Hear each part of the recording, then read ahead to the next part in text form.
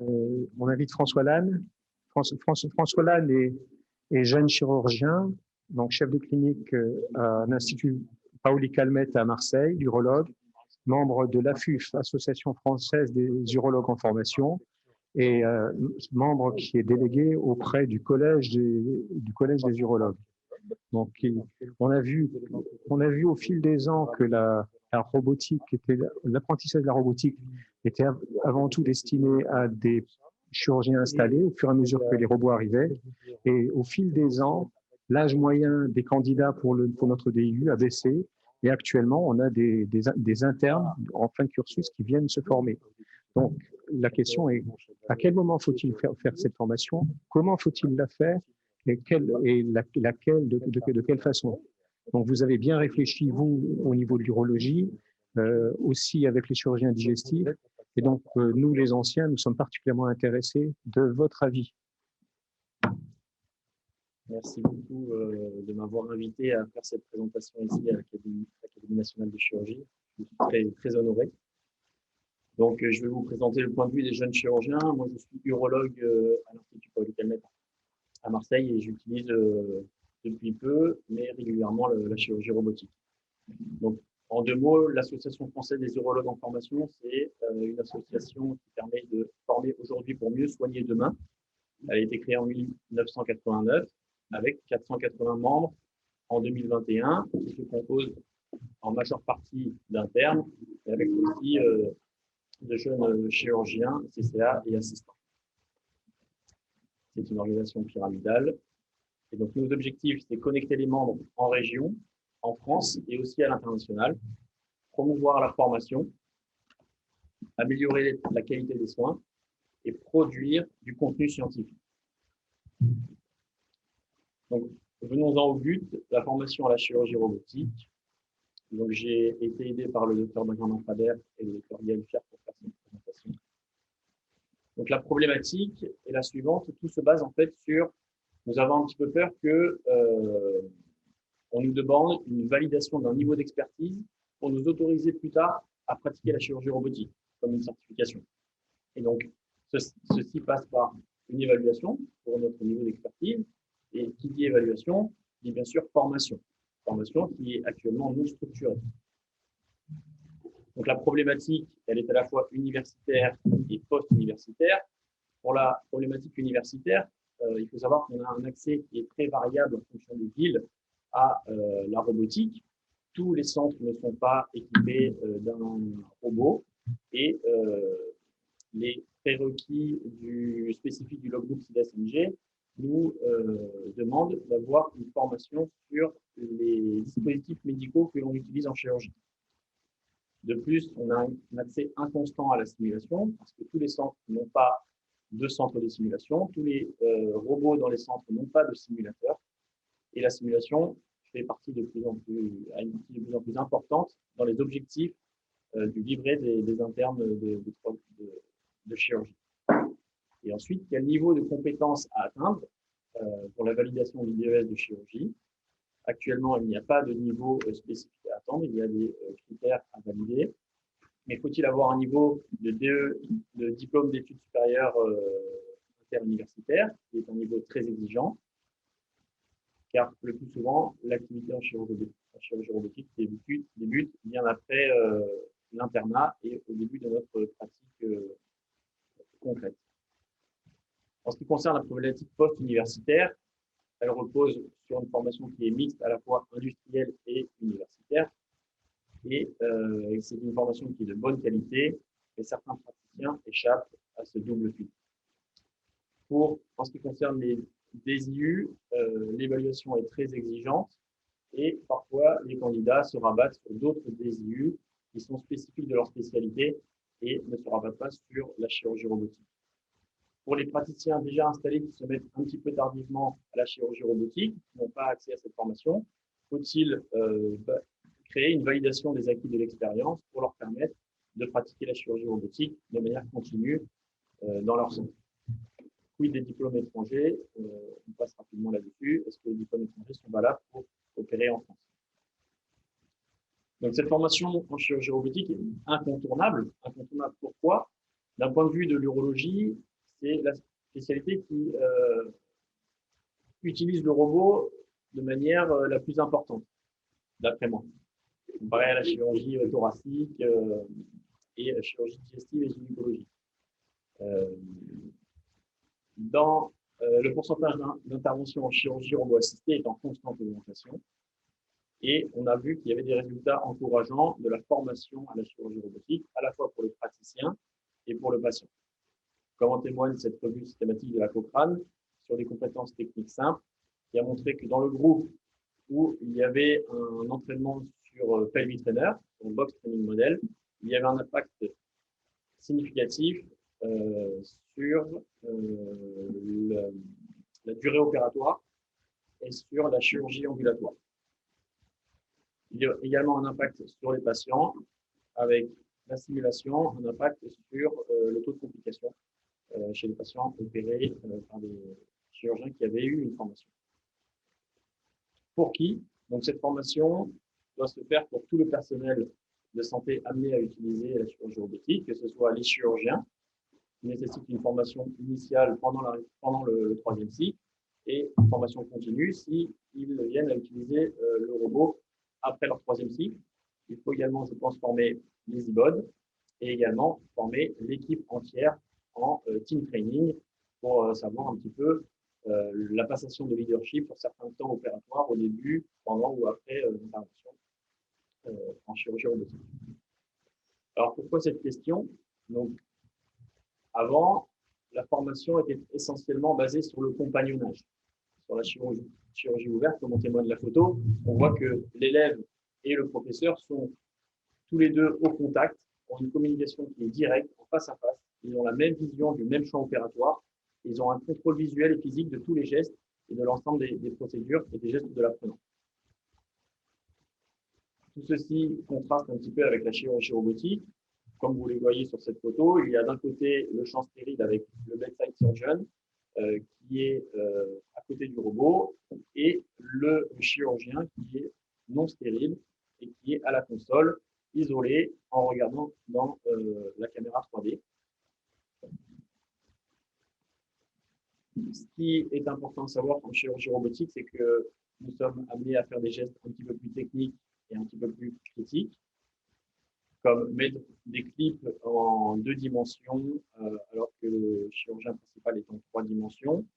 Il faut savoir appréhender les difficultés du bedside surgeon, ce qui n'est pas le cas en chirurgie ouverte où on peut avoir un contrôle direct. Nous avons des zones aveugles qui sont différentes de la laparoscopie. Dans la laparoscopie, on est côte à côte et on peut voir un petit peu le geste de l'aide opératoire. Là, nous avons une vision qui est très ciblée sur le site opératoire.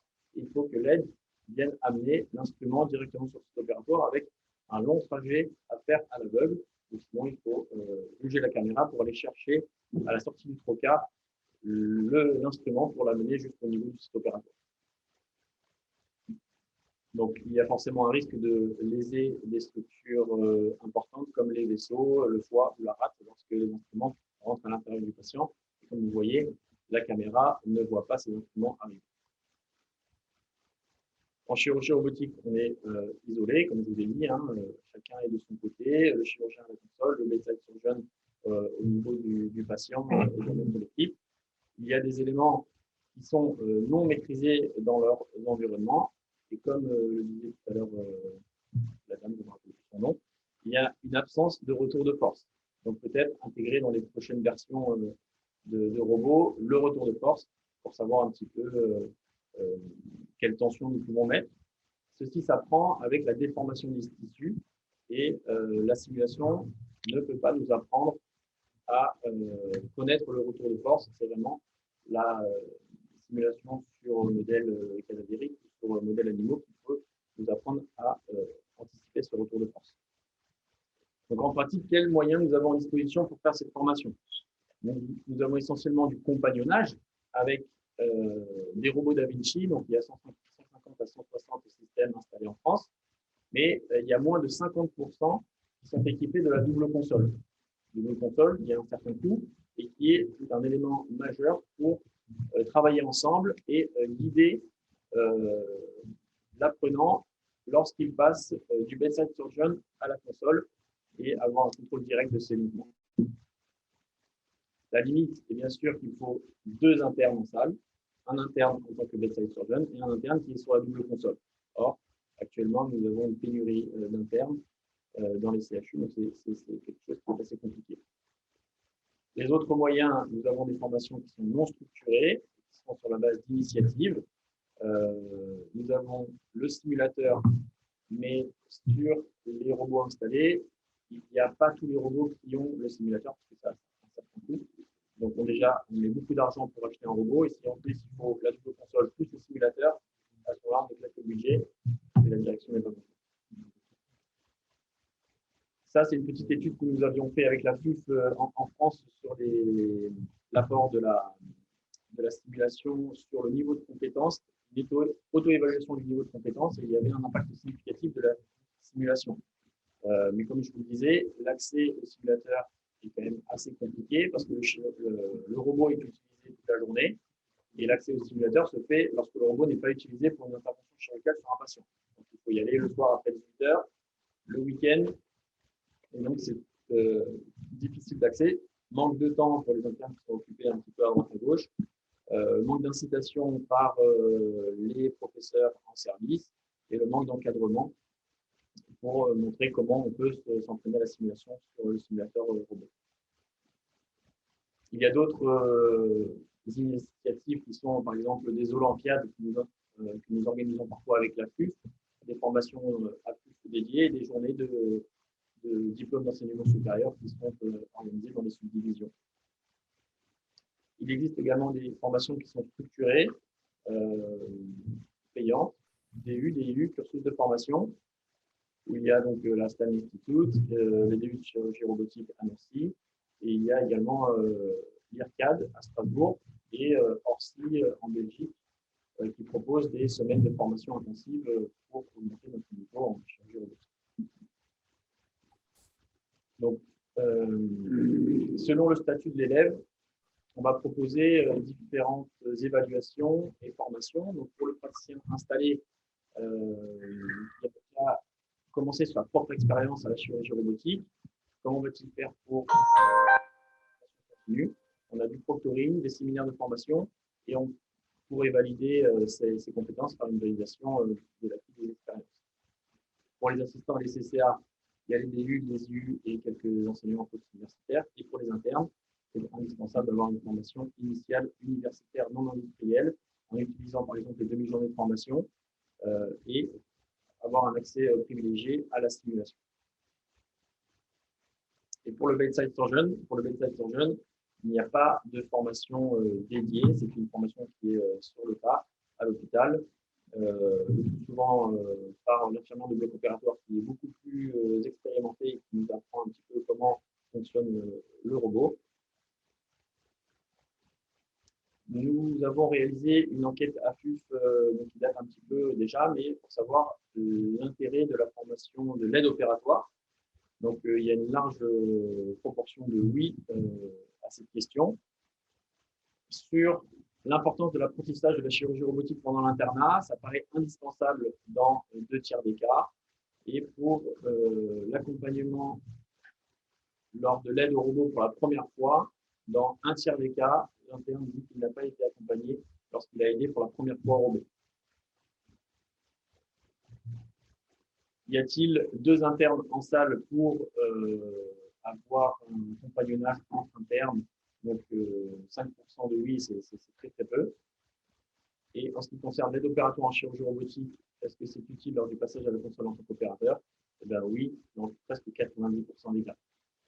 Et ce qui est le problème des chirurgiens robotiques qui se mettent à la chirurgie robotique après 45-50 ans, qui ne sont jamais passés par la case bedside surgeon et qui ont de grandes difficultés à comprendre les difficultés de l'aide opératoire.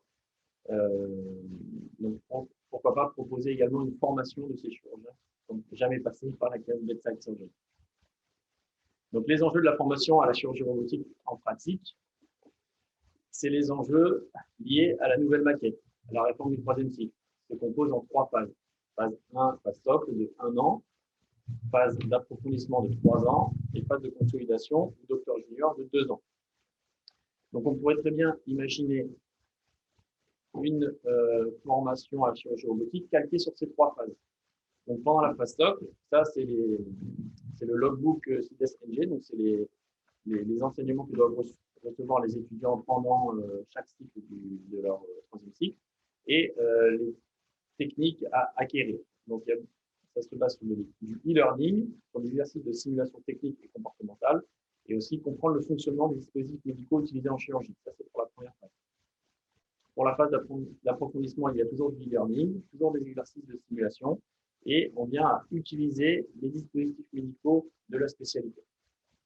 Et pour la phase de consolidation, du docteur junior, encore du e-learning, des exercices en centre de simulation, des séminaires, de l'auto-apprentissage. Donc, comme base de formation théorique que l'on pourrait proposer, donc en phase 1, ce serait Bedside Surgeon Training, où on apprendrait à l'étudiant à faire docker le robot, mettre les trocars, mettre les clips, se positionner en 2 dimensions avec les pinces de celluloscopie pour atteindre le site opératoire. Et donc, c'est une formation sur 1 an avec 6 mois d'accompagnement assisté par un interne Unibod, puis 6 mois en autonomisation. Pour la phase 2, ce serait la phase de transition en Bedside Surgeon to Console. Et donc, c'est une phase qui dure 3 ans et on pourrait la décortiquer en 2 fois 1 an et demi, où pendant la première année et demie, l'interne observe en tant qu'aide opératoire, il poursuit son e-learning, il améliore ses compétences sur un simulateur et il peut déjà s'entraîner sur un modèle animal ou sur Pelvis Trainer. Et ensuite, la deuxième partie, il pourrait passer doucement à la console, faire quelques temps opératoires, assister un senior, step by step, progresser sur la chirurgie stricte, non pas la chirurgie d'organes, mais sur la chirurgie stricte, pour apprendre la manipulation du robot à la console. Et en troisième phase, ce serait l'autonomisation de cette chirurgie propre, où la première année, on fait une mise en autonomie sur les interventions, toujours supervisée, avec parfois quelques visites de proctorine pour optimiser l'expertise. Et ensuite, la deuxième année, poursuite de l'apprentissage, nécessité d'évaluer le nombre d'interventions faites, critères de sélection pour une activité future, et cours avancés avec expert. Pendant la réforme du troisième cycle, je pense que c'est important d'avoir une formation initiale de base sur la chirurgie robotique, car tous les praticiens ne font pas de la chirurgie robotique plus tard, mais il faut avoir une base commune, et ensuite viendra la formation continue pour avoir une expertise si on devient chirurgien robotique. Ceci est déjà une réalité européenne avec des curriculums organisés par l'EAU Robotic Urology Section qui organise des séminaires de formation sur 1 semaine dédiés à la nephrectomie partielle, à la prostatectomie ou à la cystectomie, avec un apprentissage sur simulateur, sur des poulets ou sur des cochons vivants anesthésiés pour avoir une image de la réalité. Nécessité de former les seniors également, donc sur le bedside surgeon, et parce que ces seniors n'ont probablement pas reçu de formation dédiée et ont eu une auto-formation avec un apprentissage de simulateur. On n'est pas tous allés faire le DU de chirurgie robotique à Nancy, ce qui est bien dommage. Et donc, pour finir, les enjeux, ce serait d'avoir une formation initiale universitaire structurée, applicable pour toutes les spécialités chirurgicales, en accord avec la réforme du troisième cycle, pour respecter les textes de loi. Il faut homogénéiser cette formation, car il y a une variabilité entre les centres en fonction du recrutement et aussi en fonction de l'accès au robot, à l'accès à la double console et l'accès au simulateur. Pour former les seniors, et il faut aussi faire une évaluation qui soit standardisée. Merci.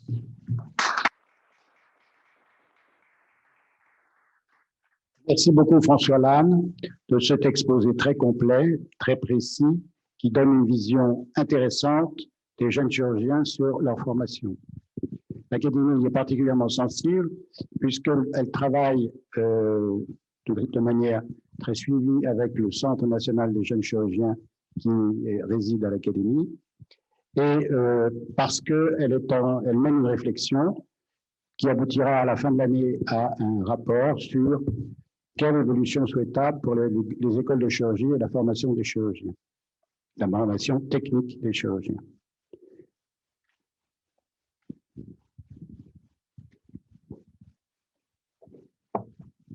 Merci infiniment pour cette très belle communication. Je suis désolé, je pose beaucoup de questions, mais la pédagogie, ça me passionne. Première question. Vous avez une école de chirurgie à Marseille? Oui, on a le CERC. D'accord. Le Centre d'enseignement en recherche. Et vous avez besoin d'argent? Oui. Votre doyen, c'est toujours Georges Leonetti? Oui. Vous lui dites qu'on a parlé cet après-midi, que je lui demande que vous ayez encore plus d'argent. Ok, ça va. C'est un bon ami. Voilà. Bon, enfin, c'était un commentaire, Monsieur le Président, mais si, vous savez, entre Marseillais et Catalans, lui il est Corse et moi Catalan, on peut s'arranger. Non, plus sérieusement, je vous pose une question très simple. Vous êtes inscrit, vous êtes inscrit au DES d'urologie. Ouais, moi je suis de l'ancien régime, oui, enfin, bon. chirurgie générale. D'accord, mais enfin oui, il faut DESC, mais enfin maintenant DES d'urologie, d'accord, pour les jeunes. Ne pensez-vous pas que le socle commun devrait être pour l'urologie inscrite dans la pédagogie de ce DES, ce qui éviterait de payer soit des DU et des DIU, parce que ça coûte quelques euros quand même, et quand c'est en privé, ça coûte beaucoup plus cher. Moi, je pense que maintenant, ça devrait faire partie de la formation. De même que l'arthroscopie en orthopédie, c'est pas la peine de passer le DU ou DU d'arthroscopie. Quel est votre sentiment là-dessus? Vous regrettez le passage de non, chirurgie générale? Ah, pas du tout. Non, je fais pas de digression sur la réforme du troisième cycle. Je dis que actuellement, pour les jeunes qui sont en première, deuxième ou troisième année du DES, enfin oui, troisième année maintenant du DES d'urologie dans sa nouvelle mouture, je pense que la formation robotique à l'urologie, vous avez dit c'était très très important, devrait être intégrée directement et que point ne serait besoin pour les internes de s'inscrire à des formations complémentaires. Qu'est-ce que vous en pensez? Je suis complètement d'accord avec vous. Ah ben voilà. Et c'est pour ça qu'il faudrait mutualiser sur toutes les spécialités chirurgicales où il y a de l'urologie. Donc pourquoi pas intégrer la chirurgie thoracique, mais au moins les urologues, les chirurgiens digestifs et la gynécologie. Mais pourquoi pas? Il faut faire ça. Et je l'ai bien dit à la fin de ma présentation, il faut que ce soit une formation initiale globale, de base, et valable pour toutes les spécialités chirurgicales. Et ensuite, ceux qui poursuivront dans leur activité future de la chirurgie robotique feront une formation continue et iront acquérir une expertise là-dedans. Eh bien, parlez-en à Georges Leonetti de ma part aussi, madame. Deux choses. La première, c'est une analyse vraiment. Enfin, vous faites une analyse complète et intéressante, et on voit les manques qu'il y a dans la formation. Et ces manques vont de pair avec les 20 ans de chirurgie robotique clandestine faite en France, qui se sont développés sans qu'il y ait de pensée de santé publique autour, ni d'implication des institutions sur ce développement qui pourtant mondialement avait beaucoup évolué. La deuxième chose que je voulais, ça c'était un commentaire, la deuxième chose c'est de dire que là, il faut penser Da Vinci, il y a de nouvelles générations qui sont en train de venir, c'est-à-dire qu'on va sortir de l'immersif, que ce soit les deux robots qui rentrent dans le commerce, CMR qui est déjà fait, Medtronic, pour lesquels le chirurgien n'est pas dans sa bulle, n'est pas séparé, et dans lequel, quand on implémente ces robots, en tout cas on a l'expérience pour le CMR, ce sera la même chose pour le Medtronic, très rapidement on récupère la culture chirurgicale. C'est-à-dire qu'on a passé 20 ans à avoir la chirurgie qui s'est adaptée à un outil, et on a actuellement des outils qui s'adaptent à la chirurgie. Donc ça va changer énormément l'ensemble de la formation. On va retomber sur du compagnonnage. On a des formes hybrides qui permettent de faire en même temps la célioscopie que la chirurgie. On va retomber dans un monde chirurgical. C'est une donnée qui peut être importante parce que vous êtes pour les jeunes, ça démarre maintenant, mais c'est ce qui va se développer. Donc il y aura des cultures différentes, une réflexion différente sur le type de formation parce que l'écosystème sera totalement différent. J'ai assez peu de connaissances sur les nouveaux robots qui vont venir. Je ne suis pas rencardé, mais ce qui sera bien, c'est la compétitivité et la non-exclusivité de l'institut qui pourra peut-être faire baisser les prix et améliorer la formation, le budget alloué à la formation. Je crois que les réflexions qu'a initié Henri Coudin sont très très importantes. Est-ce que président, monsieur le secrétaire général, monsieur le vice-président, est-ce que l'Académie nationale de chirurgie ne pourrait pas héberger un groupe de travail transdisciplinaire, puisque notre société est transdisciplinaire, puisque la problématique est la même tu l'as dit, pour les urologues, pour les gynécos, pour les digestifs, pour les thoraciques, même pour la manipulation de base. Est-ce que on va peut-être pas trouver de l'argent tout de suite pour payer la formation à tout le monde, mais on peut déjà réfléchir à des plans de formation. Les diapositives que tu as présentées sont vraiment des très bonnes bases sur le découpage. Et donc, il faut remplir les cases avec ce que doit acquérir l'interne, comme bedside surgeon d'abord, et puis ensuite comme chirurgien à la console au cours de son cursus, pour que, à la phase de consolidation, il puisse effectivement être autonomisé sur le robot s'il se destine à ça. Président. Je pense que je me fais l'interprète de tout le monde pour dire que ta proposition est très intéressante et que nous allons y répondre positivement. Et je redis que dans le cadre de ce rapport sur l'évolution des écoles de chirurgie, il faudra intégrer bien évidemment l'homogénéisation de la formation des jeunes aux techniques nouvelles. Oui, alors je vais peut-être répéter ce que je dis assez souvent, c'est dans quelle mesure ce travail ne doit-il pas être mené en parfaite coordination avec les structures en charge de la norme des formations des chirurgiens, des futurs chirurgiens, des jeunes, en particulier celles qui fonctionnent au ministère de l'Enseignement supérieur, de la Recherche et de l'Innovation, c'est-à-dire justement l'innovation technologique, c'est là, mais comment ça s'intègre dans les maquettes de formation universitaire prévues, et qu'il faudrait que, c'est pas seulement le ministère de la Santé qui lui gère plutôt l'économie de la mise en œuvre de ces choses-là, mais l'organisation pour que ça puisse se faire avec des jeunes chirurgiens en formation, c'est par le biais du ministère du MESRI que ça se passera plus facilement. Il y a un sujet que vous avez juste effleuré, et d'ailleurs vous avez été très aimable, d'être politiquement très correct, c'est l'accès au simulateur, parce qu'on voit bien que rien n'est prévu, enfin, très peu de choses sont prévues pour qu'on puisse s'entraîner sur le simulateur. J'ai compris qu'en fait vous utilisiez les simulateurs quand vous en aviez en garde en pratique, puisque les business plans des établissements, c'est de rentabiliser le robot un maximum. Donc on voit bien que dans la journée, c'est injouable. Et donc, c'est soit la nuit, soit le week-end, en fait, quand vous êtes libre. Et donc, c'est quelque chose qu'il faut probablement concevoir en amont, en termes de business plan, l'utilisation pour la formation, qui sera d'ailleurs rentable pour les établissements. Plus les chirurgiens apprendront, feront de la simulation, meilleurs ils seront performants et plus vite le robot sera rentabilisé. Il y a cet aspect-là aussi qui doit être envisagé. Oui, bien sûr, c'est sûr qu'il faudrait respecter les demi-journées de formation.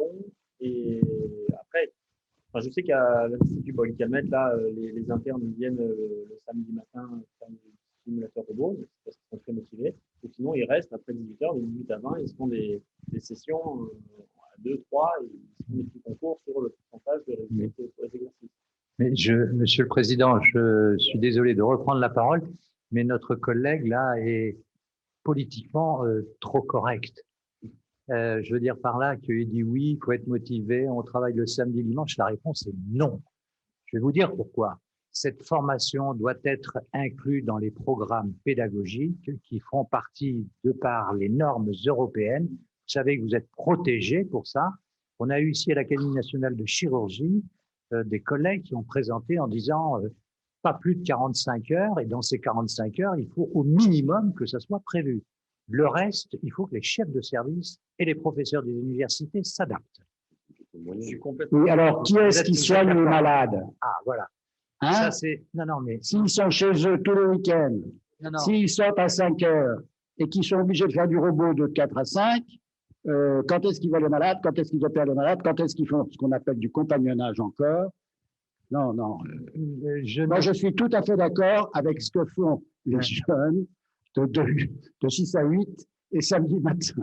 Non, non, je ne peux pas partager maintenant avec tout le respect que je vous dois, Monsieur le Président, mais non, non, mais les choses évoluent et il faut effectivement que ça soit intégré, comme l'a dit Albert-Claude Benamou, dans une maquette avec le ministère de l'Enseignement supérieur et de l'Innovation.